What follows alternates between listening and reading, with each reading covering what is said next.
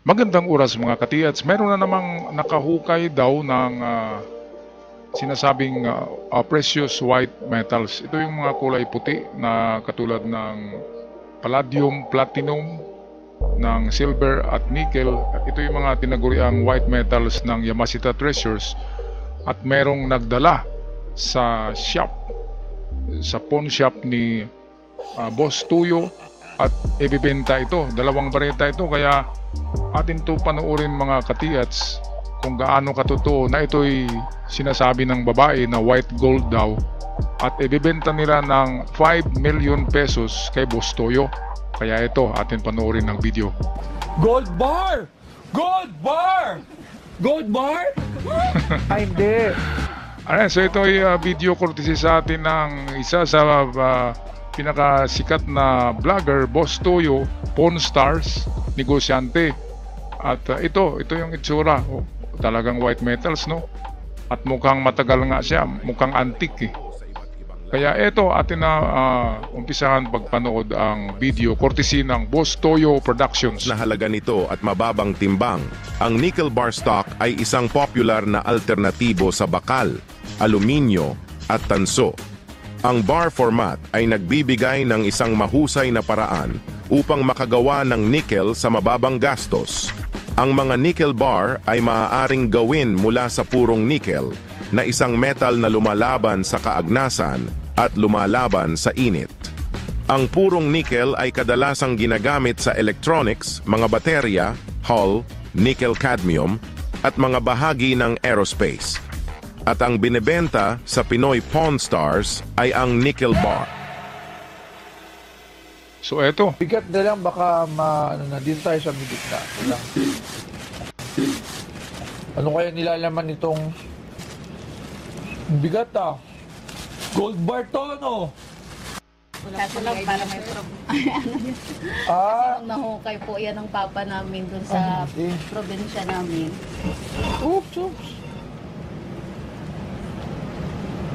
Parang silver. Oh. I think metal siya. Metal. legit siya oh. Pinatesting niyo na to, no? Hindi po. Eh, ba't hiniwa? Kasi walang idea yung papa ko. So ang ginawa niya, nilagari niya kasi hindi niya alam. O tapos, nung nilagari, Tapos anong... sabi namin, pag niyong lagariin, baka ano. Hindi, nung nilagari, di nalaman na kung anong composition nito, kung ito ay... Wala rin Tama, si papang tama. idea. Wala pong idea yung father namin nung nahukay niya yan. Kasi pinadala yung ano dyan. Ano po? Ano? Naibinta niya po sa ibang, Naibinta na po sa tao. ibang tao. Okay, so ito atin dagdagan tong paliwanag dito na naibenta sa ibang tao. Okay, so pinutol, naibenta, pero talagang legit na nickel babit yan, mga kababayan. Nakahulma siya eh, at sa tingin ko yan nga yung mga ano yan, hindi yan belong to the Second World War. Mas matanda pa yan, mas luma. So ibig sabihin nasa World War I yan na nickel babits. Meron na kasing mga nickel babit ng World War I na ibinaon din nung giyera ng World War I. Kaya dyan makikita natin tatak American siya. Crown Prince yung brand eh. So kung hindi man yan galing sa England, galing yan sa Amerika. At pwedeng nanakaw ng mga Japanese at ibinaon muli noong World War II. Kaya yan ang tingin ko dyan. At yan ay hindi yan scam. Talagang totoong nickel babits yan. At yan ay isang pruweba na meron talagang Yamashita Treasures. Kasi nahukay yan sa hanggang baywang daw eh. Siguro gumawa ng septic tank at natamaan yan. Meron daw 10 ganyan. At naibinta na yung 8. So mura lang naman nickel. Ang isang barita ng nickel ay nasa 2,000 lang yan eh. 2,000 pesos mahigit. Isang barita ha. Kasi mura ang per gramo niyan ng nickel. Ang nickel yan yung mga ginagamit sa pag-chrome, yung pagpagintab ng mga metal. Chroming ang ano niyan. Yan ang hinahalo. Kaya sa industry ay ang nickel ay talagang demand. Pero sa lahat ng white metals, yan yata ang pinakamura. Mas mahal pa yata ang aluminum diyan. Kaya ito, nakarating sa palagay ko, nakarating ang dalawang ito dahil siguro akala nila ay mahal ito, akala nila white gold akala nila siguro platinum, palladium, ganyan. Kaya andito sila kay Bustoyo. At kudos nga pala kay Bustoyo, pahiram boss ng iyong video para atin magawa ng content dito sa aking treasure hunting channel. Alright, patuloy tayo sa video with Bustoyo. So totally po siya, 10. Ay, 6? No. Nabenta. Magkano nyo naman binibenta to? Wala pa. Hindi, magkano nyo po binibenta? Magkano po? Wala pa kaming idea, boss. Hindi pwedeng walang idea. Pero magkano yung gusto nyo makuha dito? Kung ma-check po sana. Nickel! Opo. Nickel! 5 million gusto nila eh. Roto. Magkano nyo binibenta? 5 pesos? 5 million? 5K? 500,000? Ano doon? 5 ano? O sige, para wala lang problema. O, ito na. Give me 5. Give me 5. May mga markings eh. No? Yun yung kasi yung isa sa maganda kung anong klase siyang Yung markings. markings niya, parang siya, crown friends, parang gano'n. Ano pa? Parang crown. Lagay niya. Crown. Anong crown po? Hindi, Lapit po kayo. mga tatak. Ano pong Nung dinano namin siya, sa parang nung tinignan namin siya, parang Nag-search- tatak niya, nag-search lang namin. sinearch lang namin yung niya. ano po lumabas? Yung lumabas niya, parang crown Hindi po, depende po sa pagsasearch namin, Crown sir. king. King. Crown King. Kaya Prince kanina. Sabi ko na. Okay, para hindi na tayo magpaligoy-ligoy pa, hindi na tayo manghula kung ano ba talaga to. Feeling ko po, parang siya, white gold. White gold! White gold! Ayan na, white gold. Yung lang po Tawagin natin. Hindi, wala po kami kasing idea, sir. Ito na putol na oh. Kasi Siguro po yung pinagbenta na. Hindi, hinati po yan ng father namin. Tapos bininta niya. Magkapatid po kayo? Opo. Taga saan po kayo? Masbate. Mas bata. Pero saan po kayo ngayon dito sa Luzon? Ano po kami sa sa Quezon City, sa Cabuyao. Novalichis. Laguna. Hindi po, Novalichis po, Novalichis. Ano po? Novalichis. Dito na po talaga kayo, taga Quezon City na po kayo. Opo. Saan niyo po nahukay? Hindi, nahukay ng father namin hanggang hanggang hips po. Malalim Ay, ang napaghukayan. 10 feet, pero agabebo lang ni ate. Ano siya? Ano ba talaga? Wait a minute, 5 feet. 5 feet hanggang bewang, 5 feet. Hindi po, Hindi! Medyo Oh. malalim na po yung... Ilan? hanggang dito lang po. Hanggang dito. At sino lang nagsabi sa nag-aaway pa kayo? Sino lang nagsabi na totoo sa inyo dalawa? Ako, joke. Ako. So, ilang feet? One Ano? 1 feet. One foot. Alright. Okay, so, tawagin naman natin ang ating expert para malaman natin kung ano talaga ito. Pasok! Sarang, hello! Okay, so itong papasok ngayon, isang din to. Isang eksperto din sa pagtingin ng mga antik at mga lumang bagay. Meron ding channel to eh. Meron ding vlogger din to, si Angelo. Okay, so ito na, ipaliwanag niya kung ano itong nickel dito sa dalawang babaeng ito. Kasi nag-expect ang dalawa na 5 million daw ang halaga eh. Yun ang mahirap sa hindi ganong nakakaalam eh. Kahit nag-research sila kung ano ang nickel, hindi nila tiningnan ang presyo per gramo ng nickel. Kaya nagbakasakali sila, baka bibilhin ni Bustoyo ng 5 million. Pero hindi mangyayari, di ba? Hindi mangyayari yun. Dahil nickel nga ang... Merong marka eh, nickel talaga yan eh.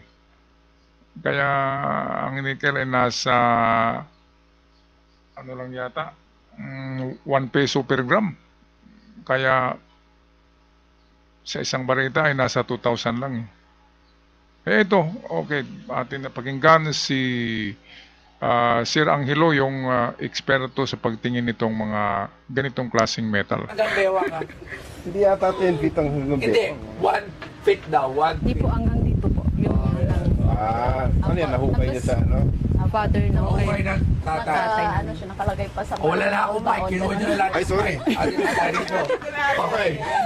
Sir Angelo, ang sabi ni ate, Kasi hindi ko mabasa yung markings eh. Sige, tingnan mo muna. Meron daw itong prince na nakalagay.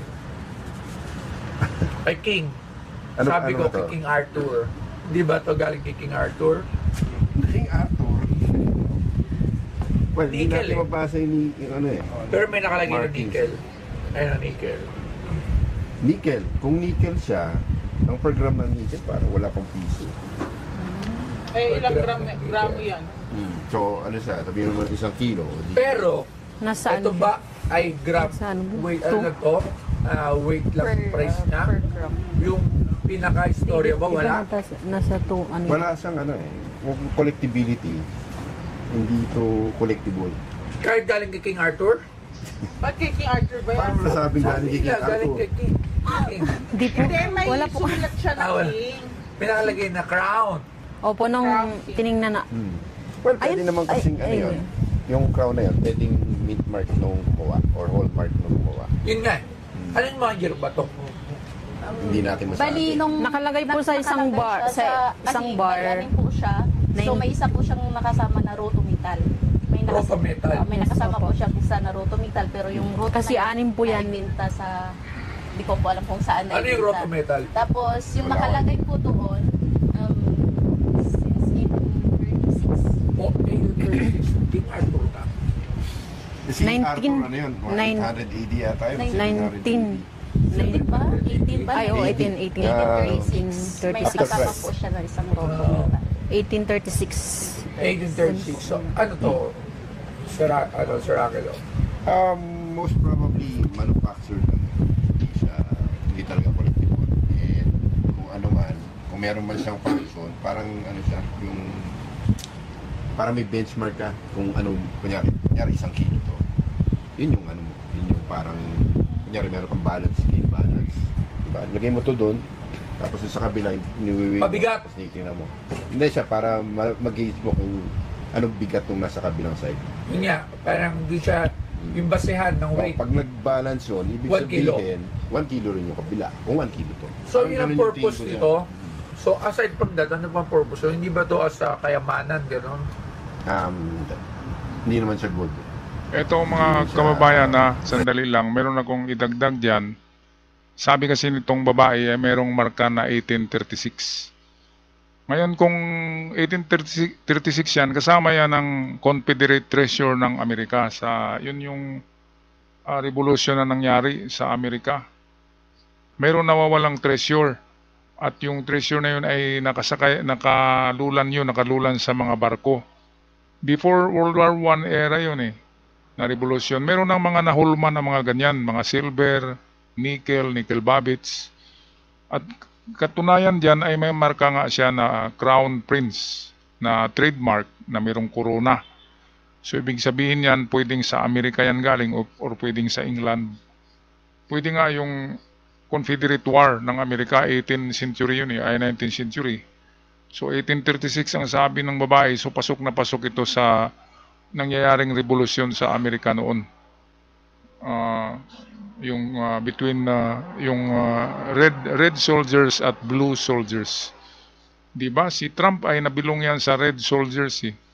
Kaya yung Republicans ni Donald Trump na grupo ay pula. Dahil simbolo yan noong revolusyon sa Amerika na kulay blue at kulay pula ng mga sundalo. So merong nawawalang treasure doon. Sarit-sari, merong white metals, merong gold, merong silver, bihira lang ang platinum pero maraming nickel, maraming silver. Pwedeng galing yan sa barko. At na may nakakuha siguro, andin ibinaon at natagpuan din ng tatay nitong mga babae. Walang ibang paliwanag dyan eh, bakit 1836 yan? So sa panahon yan ng Confederate War ng Amerika, mga kababayan. Galing yan sa Amerika o kaya England. At siguro sa giyera ay nakuha yan ng mga Hapon sa mga bahay, di ba, sa mga collectors, at muling ibinaon nila na akala nila ay mamahalin na white metals. Pero okay na rin yan. Sa 2,000 pesos per bar ay pera na rin yan kung marami talaga yan. Baka isang barko yan eh. Kasi may mga nawawalang mga barko noon na lulan ay silver, nickel, at meron ding gold.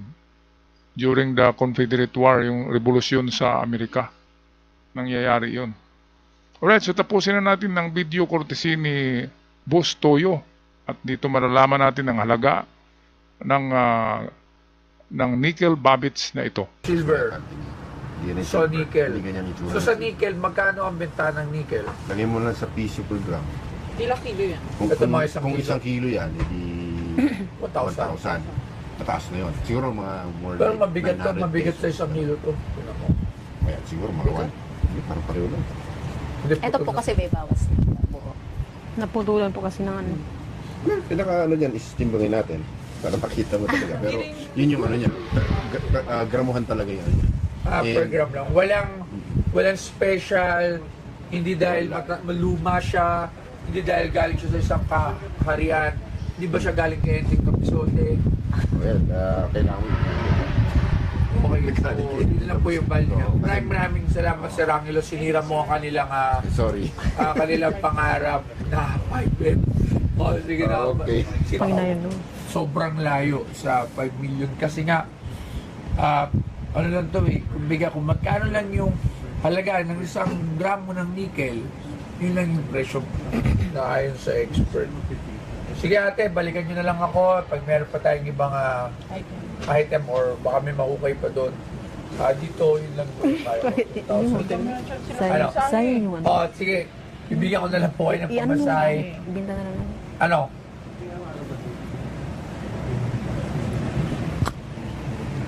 Magkano po yung ano? Ulit tawad ko sa dalawa? 2K lang po. 2K. Ito isang buo. Ito isa, 1.5 to 3.5. Diyos ko. Hindi, malay nyo din. Bigyan na namin kayo ng pamasahe. Ilan po ba kayo? Sa Uyo po kami. Sa Nabalik Uso. Magkano ang plane ticket sa Nabalik Uso? Sige, maraming salamat po ate. Thank you very much. So ayan mga kababayan, ay ginto nagiging tansupay, nagiging bato. Imbis na 5 million, nagiging 3,500. Pero hindi na itinuloy pagbenta ng mga babae. Kasi nasa isip talaga nila na more than 3,500 ang halaga niyan. Nasa isip nila na siguro nasa pwedeng 20,000, 50,000 dahil nga nickel siya. Pero ang pinagbasihan, kahit nga tingnan natin sa sa Google, ay totoong mukhang tumaas ngayon kunti, nasa nasa 7 pesos na per gram ang nickel ngayon. Ngayon, sa tingin ko, mayroong historical value yan. Kapag na-prove na galing nga yan sa Confederate War ng Amerika, yung revolusyon noong 19th century sa Amerika, kung masuri ng mga eksperto sa Amerika na galing nga sa Amerika yan at nabilong sa revolusyon, merong historical value yan. At pwedeng mabili siguro yan ng nasa 15,000 bawat isa or 20,000. Sa tingin ko kasi historical yan napaka na history yung panahon ng Confederate War ng Amerika, yung labanan ng kulay blue at kulay pula na sundalo. Ang mga baril noon ay yung tinatawag na musketeers, yung ball bearing pa yung bala tapos black powder yung rifle. Flintstone ang tawag yung merong parang flint, yung parang lighter yung gatilyo ng mga rifle.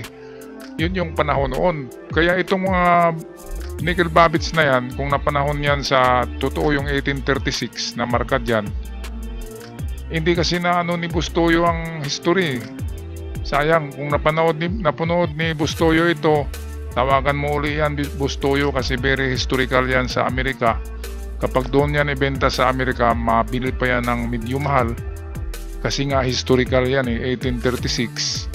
Ibig sabihin ay ang mga gumagawa niyan ay kapanahunan ng revolusyon sa Amerika, which is historical yung revolusyon na yun sa Amerika, mga katiyats.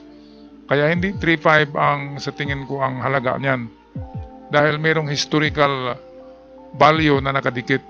Kaya tama yung desisyon ng babae na wag muna ibenta Kaya kung nakita nyo to, napanood nyo to, ang may-ari niyan, doon nyo yan ipasuri. Kung meron kayong kamag-anak sa Amerika, ay doon nyo ibenta sa mga antique shop sa Amerika kasi merong value yan.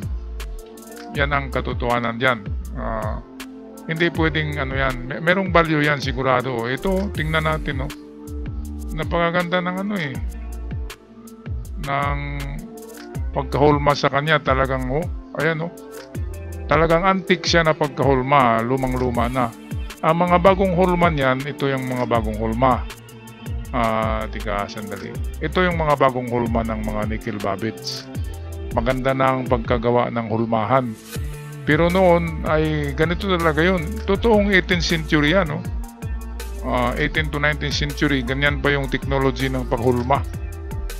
Kaya kung maibenta yan sa museum sa Amerika, doon yan ibenta sa War Museum ng Amerika, siguradong bibilin yan. Baka $1,000 pa bawat isa ang bilhin yan. So 1,000 nasa 50,000 bawat isa yan Okay, kaya tago nyo na lang yan, mga babae dyan. At kung makita nyo meron kayong kamag-anak sa labas, ay ipadala nyo ang picture at ipasuri sa War Museum sa Amerika. Or kahit saan na antique shop sa Amerika ay bibilhin yan, sigurado ako. Alright, so kung magpaalam na mga kababayan, hanggang sa muli. At sa mga bago pa lamang sa channel, huwag kalimutan mag-subscribe para palagi tayong updated. Paalam.